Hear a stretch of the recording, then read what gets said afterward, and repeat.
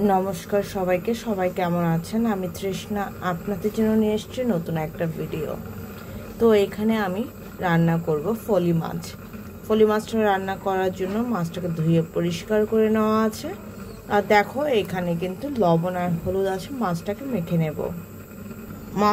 মাছটাকে রান্না করার জন্য এখানে আমি কেটে নিয়েছি ধনে পাতা।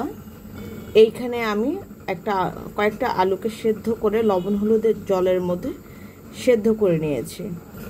দেখো মাছটা কিন্তু খুব সুন্দর করে মেখে নিয়েছি। মাছটা ভাজার জন্য কড়াইতে আমি তেল গরম করতে বসিয়ে দিয়েছিলাম। এখন আমি মাছগুলো ভেজে নেব।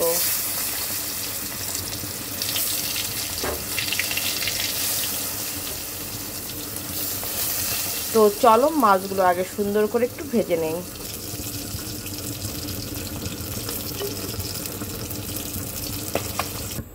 মাছ ভাজা তেলের মধ্যে দিয়ে দেব গোটা জিরা ফোড়ন আর দিয়ে দেব দুটো তেজপাতা।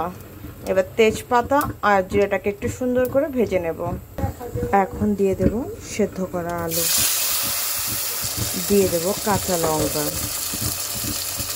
এবার আলুটাকে একটু সুন্দর করে ভেজে নেব। দিয়ে দেব এর মধ্যে হলুদের গুঁড়া, দিয়ে দেব ধনে গুঁড়া, দিয়ে দেব স্বাদ অনুযায়ী লবণ।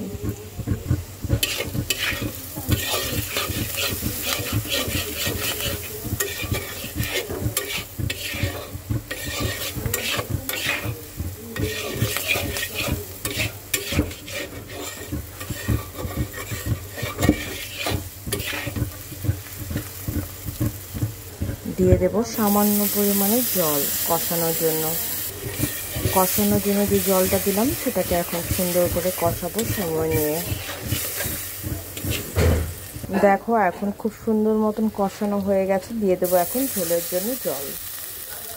ঝোলের জলটা দেওয়ার পর এখন আমি এটা ওয়েট করব বলক আসা আগ পর্যন্ত।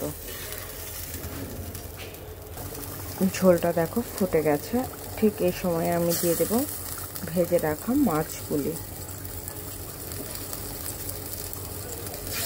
তো চলো মাছগুলি তো দিয়ে দিলাম।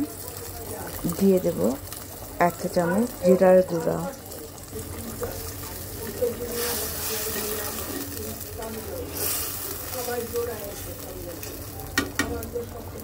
এখন এর মধ্যে দিয়ে দেব ফ্রেশ ধনে পাতা। তোমাদের কাছে আরও কিছু থাকলে আরও কিছু দেবে, আমার কাছে এতটুকু ছিল এতটুকু দিয়ে দিলাম। তো চলো এখন এটাকে নামাই।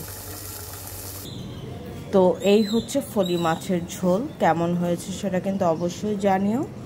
খুব সিম্পলভাবে রান্না করেছি।